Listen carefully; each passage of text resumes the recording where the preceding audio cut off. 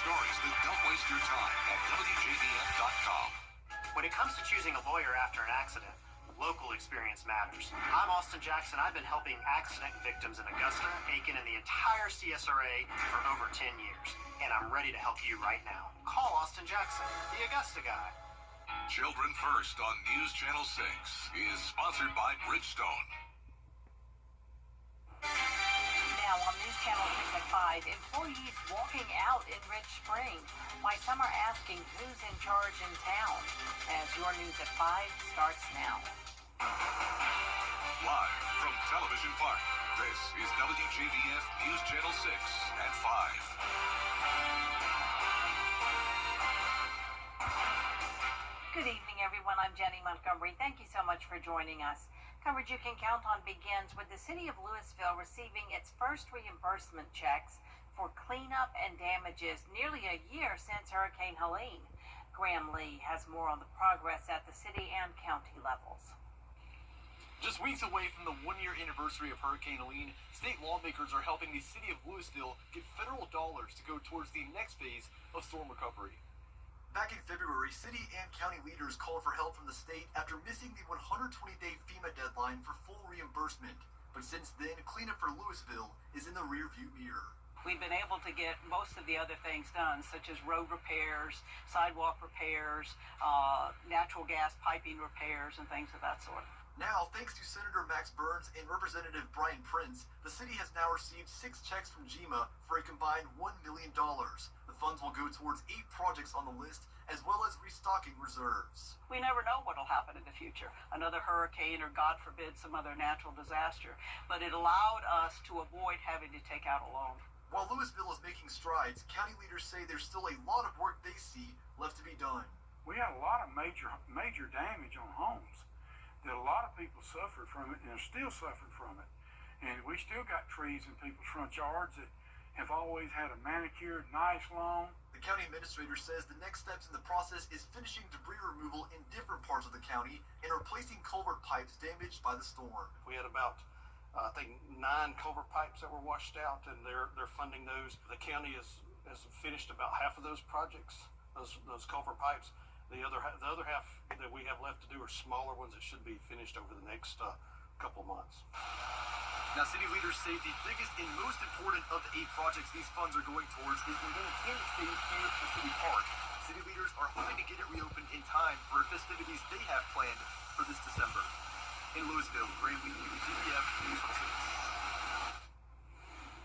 Chief Meteorologist Jenna Petracci joins us now for a check of the weather, and it's a beautiful day, Jenna. Yeah, really nice conditions once again today, and you can see on Live Viper 6, not a drop of rain in Georgia or South Carolina, just some scattered showers off the coast as we are still watching that stationary front.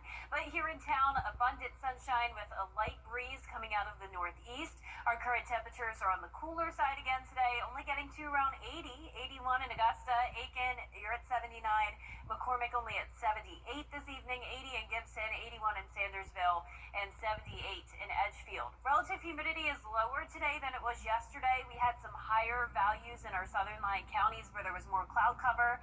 Now the skies have really cleared out for everyone with humidity only around 40%. Winds are still coming out of the northeast, 10 miles per hour in Augusta, 11 in Aiken. Gusts are only up to around 15 right now, and if you're headed out late tonight, maybe to walk your furry friend, temperatures are going to be very comfortable, 73 by 8 p.m., 70 by 9. But if you're out late tonight or early tomorrow morning, you'll actually feel a bit of a chill in the air, you could say, as temperatures will be going down to the upper 50s, 57 tonight, 59 Wednesday night, and then notice the high temperatures are getting a little bit warmer, eventually up to 88. I'll have more details on your forecast coming up, but back to you, Jenny. All right, Jenna, thanks. Tonight in Rich Spring, nearly the entire town government has walked away. Police officers, town hall staff, even the public works director, all gone. Sean Cabbage-Stalk has more on what's next for the community. The town hall is locked, the police department is empty, and many are left wondering who's in charge.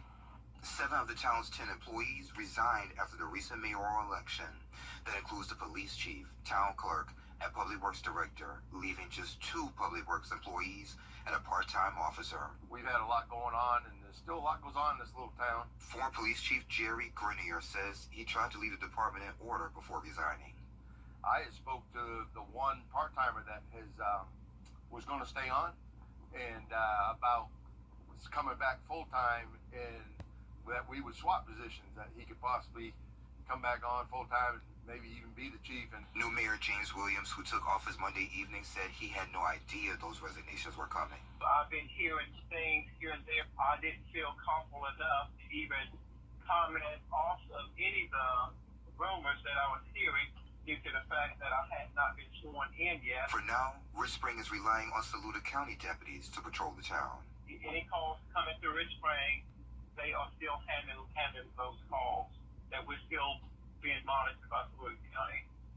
The water department is being monitored by Saluda County. And the county ain't staffed fully. They're behind. And so to say, well, we're just going to let Saluda County take it over, that's not a viable answer, because it's not a viable problem, because they can't keep their own people staffed. The focus now is on restaffing Town Hall and rebuilding the trust in the community. He needs to actually talk to my part-timer as far as the police department is concerned, so they can make a decision on he can start recruiting help and make arrangements to start working full-time instead of just part-time. Pretty much just want to come together as one small-knit community, go ahead and start working together. That's all I want to go ahead and do here. Bring back community involvement. The mayor says he'll call a special town council meeting sometime next week. In Rich Spring, I'm Aiken Bureau Chief Sean Cabbage-Stock, WJBF News Channel 6. Investigators are looking for a convicted murderer who escaped. Some Augusta leaders want to hear concrete numbers when it comes to how many people are using city parks. Currently, 130 cameras are set up in Augusta parks. It's for a study of how much the parks are used by the public. The cameras take pictures every 15 minutes. The data will be analyzed to help determine if some parks should close, and some commissioners are on board with that. We have got to rid some of these some parks. We got way too many for a county like Augusta. We need to be focusing on the specific main parks that are being utilized. Make sure that they are maintained up to the hilt. Some commissioners say some of the parks are underused because of a lack of maintenance or neighbors have security concerns. Applications to work at the 2026 Masters Tournament are now open. A job expo is being held tomorrow for Augusta University students and staff only from 11 a.m. until 2 p.m. in the Health Sciences Building. The Masters is looking for dedicated candidates to join their team this April in roles across concessions, hospitality, culinary, merchandise, and security. Applications at AU will be accepted through September 23rd. The ACLU of Georgia has commissioned a study committee to focus on civil protections. These findings, Washington. Still ahead, fighting hunger in the CSRA. What you can do to help feed those in need after the forecast. And it's a great day with lots of sunshine, a bit of a breeze, and lower humidity. Also, temperatures are well below normal, so we will have a chilly night and start to our Wednesday morning with some nice warm afternoons. I'll have your full Viper 6 forecast right after this break. Weather headlines on WJBF News Channel 6. Brought to you by Southpaw Roofing. Roofing done right. My father told me a story once. It really put things into perspective. He told me that when he first started, he was under a house and it was super late at night and it was cold and all these pipes all over town were freezing and bursting. And he said it was so cold he couldn't even bend his hands. That moment for me tested whether you're really going to serve, whether you really mean business, or whether you're just kind of in this for convenience or comfort. And I continued to work at that house until I fixed every leak. Now, your most accurate forecast with WJBF Live Viper 6. Welcome back. It's a very pleasant Tuesday with temperatures in the upper 70s through low 80s. Notice 78 degrees from Saluda down to Edgefield and all the way down to our northwestern counties as well. The rest of us around the low 80s, but all of us well below normal with lots of sunshine. So yesterday we had a bit more cloud cover. Today it's just abundant sunshine everywhere in the CSRA.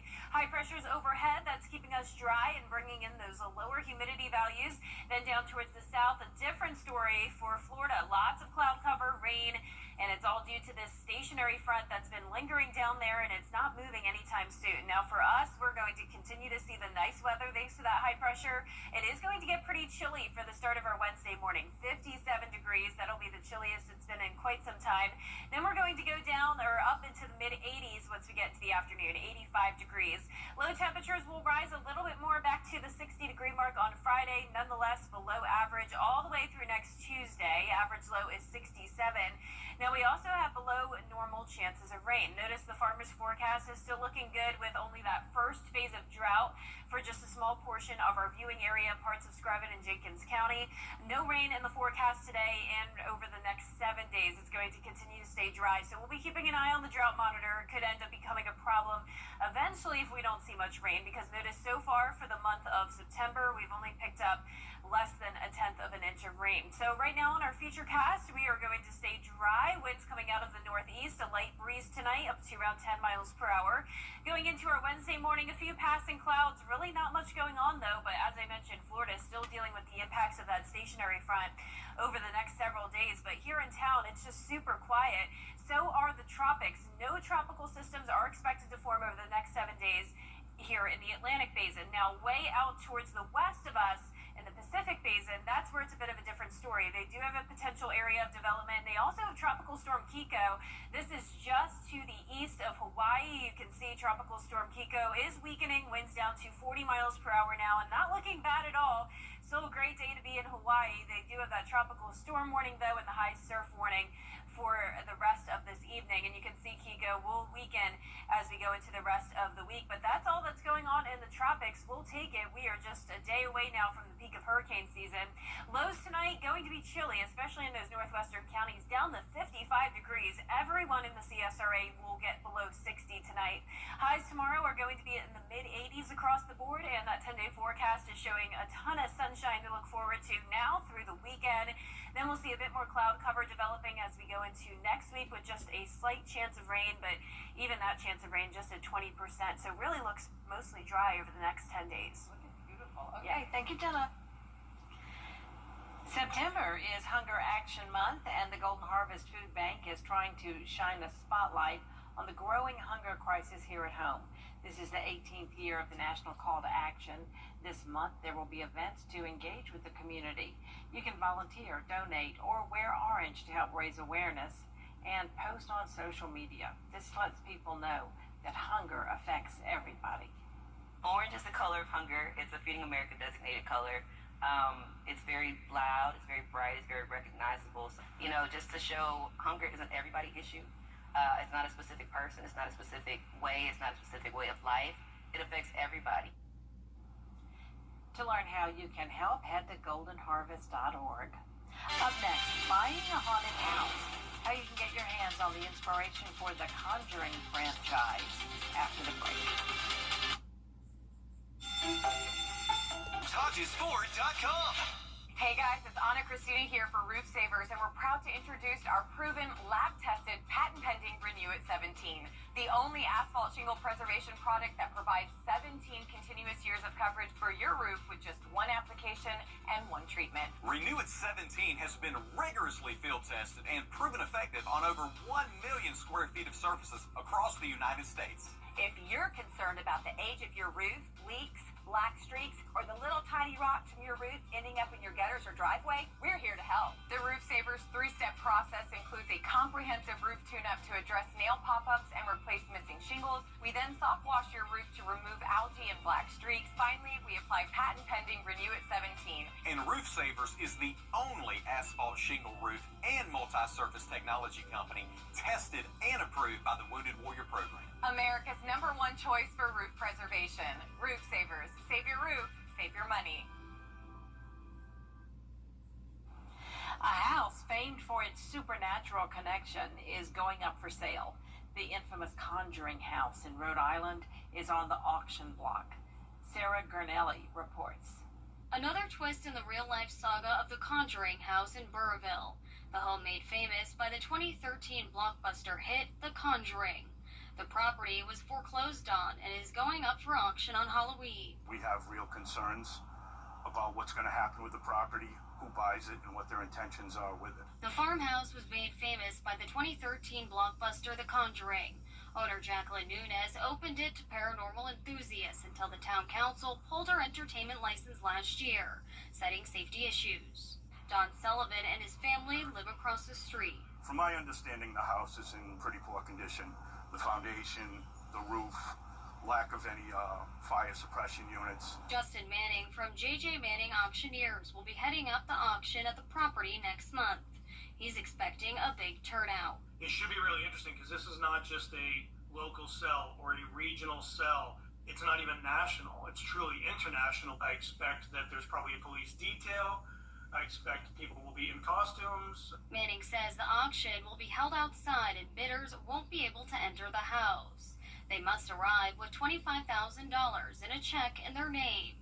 The winner will then need to pay in full within 30 days. Nunez bought the property for $1.5 million in 2022.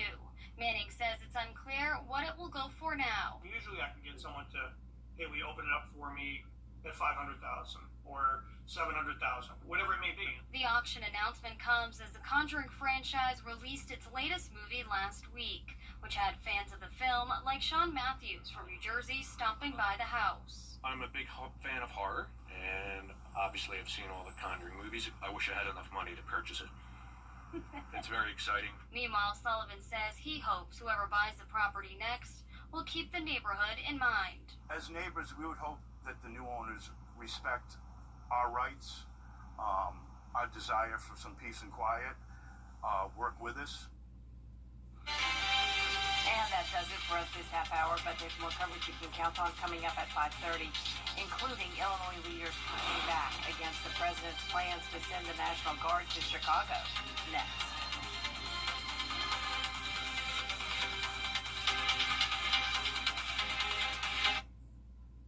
Don't overpay for your...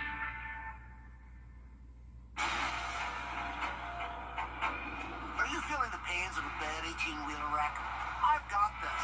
I'm attorney Ken Nugent. I've got a top-notch group of lawyers who stand firm against an insurance company's greedy ways. We'll do it the easy way or the hard way, but we won't stop until they pay you the maximum settlement you deserve. One call, that's all.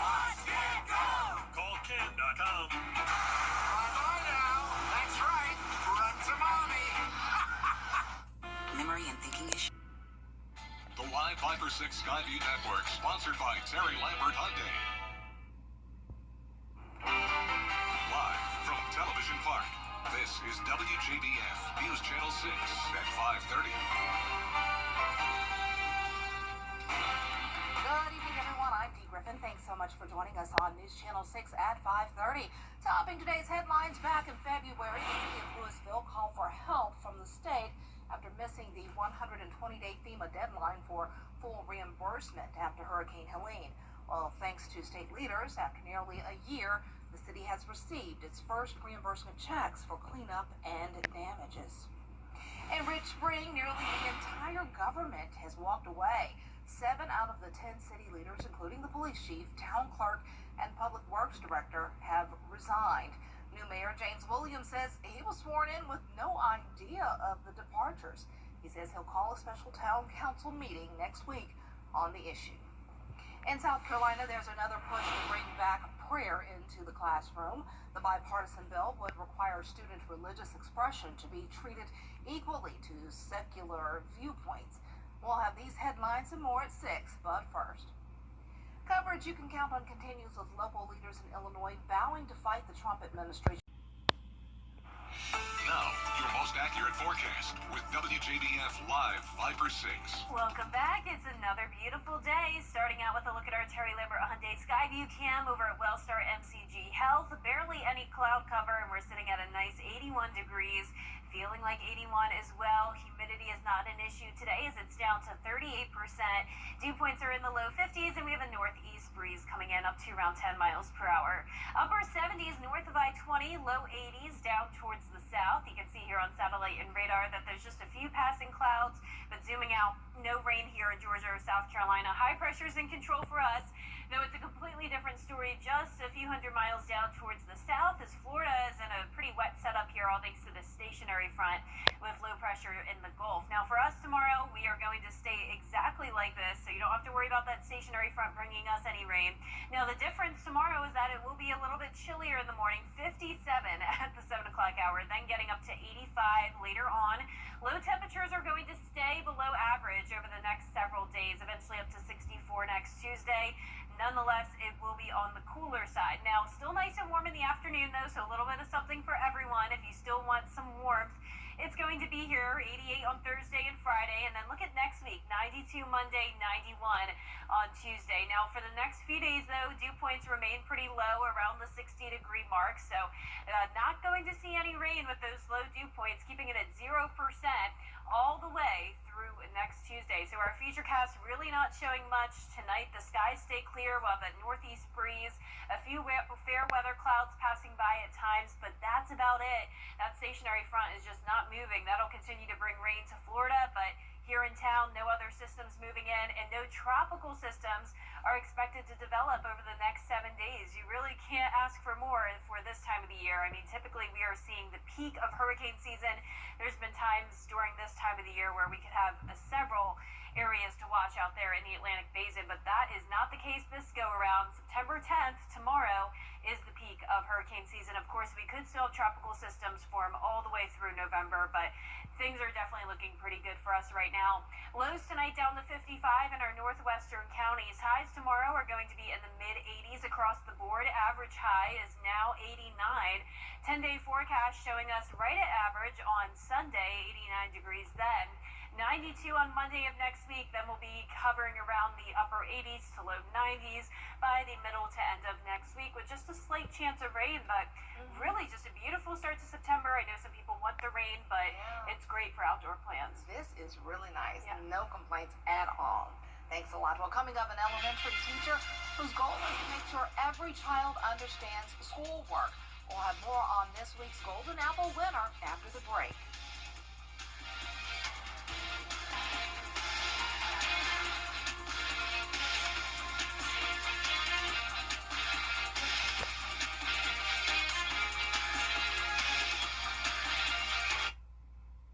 Some people hear the name Goodwill. Medication at the pharmacy. Medical Associates Plus has you covered. Come see us at Christian Brothers Automotive and experience the nice difference. Salsa Bar and Grill, handcrafted margaritas. New mimosas and authentic Mexican food. Come by today. Southern Nature Landscaping, reliable and affordable service that you've been able to count on for over 14 years. Stop paying high heating and cooling costs. Replace your windows at Southern Siding. Tub Doctor, family owned and operated in Augusta for over 30 years. Super Savers, coupons online, anywhere, anytime. Just show your phone. Something about the morning, makes you feel good now.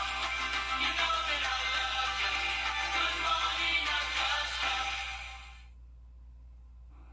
Tonight we meet a middle school teacher who helps her 8th graders reach new heights. Brad Means introduces us to the winner of the Golden Apple Award. Keela Tucker is an 8th grade learning specialist. She makes sure her students are able to grasp each lesson. It seems as if it's my calling. It's my purpose in life, to inspire, to teach students. And what a feeling when she gets to see all the hard work pay off. That's the joy. That's the joy. That's the end product. And so when it comes to planning, when it comes to considering their strengths and weaknesses, that's just the end product. And that's what we work towards every day.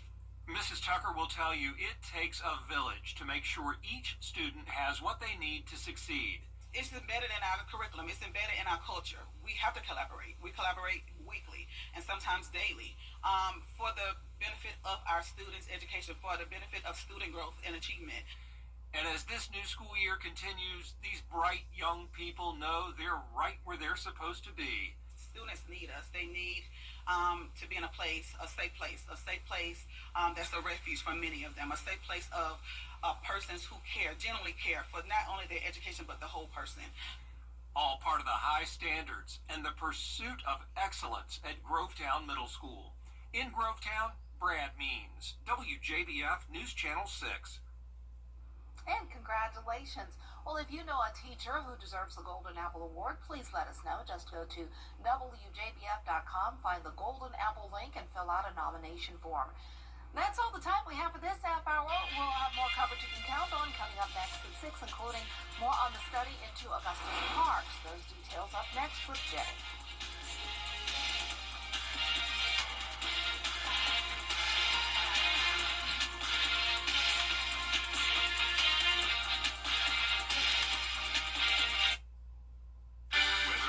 On WJBF News Channel 6. Brought to you by Southpaw Roofing. Roofing done right. I still can't believe she's